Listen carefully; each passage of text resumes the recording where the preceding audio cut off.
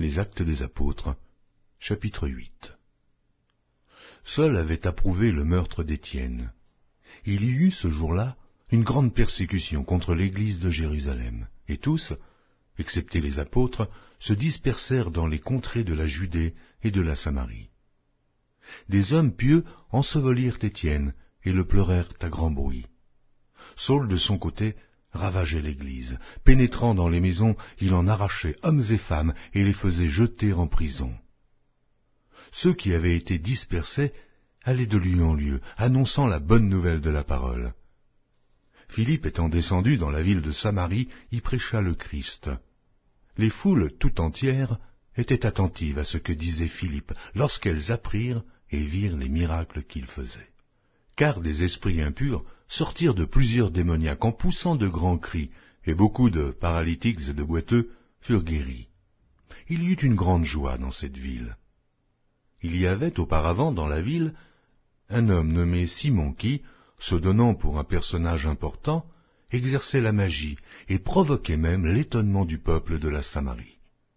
Tous, depuis le plus petit jusqu'au plus grand, l'écoutaient attentivement et disaient « Celui-ci est la puissance de Dieu, celle qui s'appelle la Grande. » Ils l'écoutaient attentivement, parce qu'il les avait longtemps étonnés par ses actes de magie. Mais, quand ils crurent à Philippe, qui leur annonçait la bonne nouvelle du royaume de Dieu et du nom de Jésus-Christ, hommes et femmes se firent baptiser. Simon lui-même crut, et, après avoir été baptisé, il ne quittait plus Philippe, et il voyait avec étonnement les miracles et les grands prodiges qui s'opéraient. Les apôtres qui étaient à Jérusalem, ayant appris que la Samarie avait reçu la parole de Dieu, y envoyèrent Pierre et Jean. Ceux-ci, arrivés chez les Samaritains, prièrent pour eux, afin qu'ils reçussent le Saint-Esprit, car il n'était pas encore descendu sur aucun d'eux. Ils avaient seulement été baptisés au nom du Seigneur Jésus. Alors, Pierre et Jean leur imposèrent les mains, et ils reçurent le Saint-Esprit.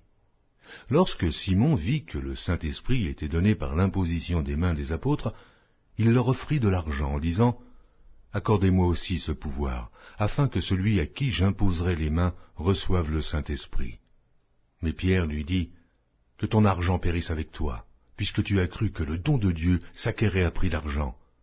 Il n'y a pour toi ni part, ni lot dans cette affaire, car ton cœur n'est pas droit devant Dieu.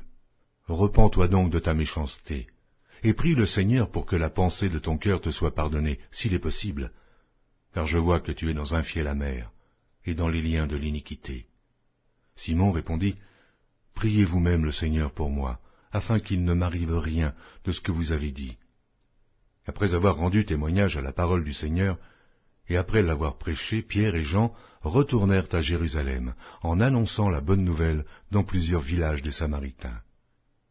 Un ange du Seigneur s'adressant à Philippe lui dit « Lève-toi, et va du côté du midi sur le chemin qui descend de Jérusalem à Gaza, celui qui est désert. » Il se leva et partit, et voici, un Éthiopien, un eunuque, ministre de Candace, reine d'Éthiopie, et surintendant de tous ses trésors, venu à Jérusalem pour adorer, s'en retournait, assis sur son char, et lisait le prophète Ésaïe.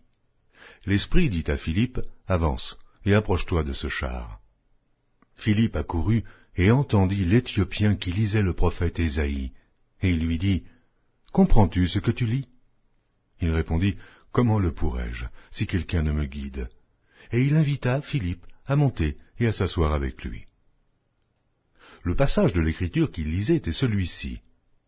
Il a été mené comme une brebis à la boucherie, et, comme un agneau muet devant celui qui le tond, il n'a point ouvert la bouche. Dans son humiliation, son jugement a été levé, et sa postérité, qui la dépeindra, car sa vie a été retranchée de la terre. L'eunuque dit à Philippe, « Je te prie, de qui le prophète parle-t-il ainsi ? Est-ce de lui-même ou de quelqu'un d'autre ?» Alors Philippe, ouvrant la bouche et, commençant par ce passage, lui annonça la bonne nouvelle de Jésus. Comme ils continuaient sur le chemin, ils rencontrèrent de l'eau. Et l'eunuque dit, « Voici de l'eau. Qu'est-ce qui empêche que je ne sois baptisé ?» Philippe dit, « Si tu crois de tout ton cœur, cela est possible. » L'eunuque répondit, « Je crois que Jésus-Christ est le Fils de Dieu. » Il fit arrêter le char, Philippe et l'eunuque descendirent tous deux dans l'eau, et Philippe baptisa l'eunuque.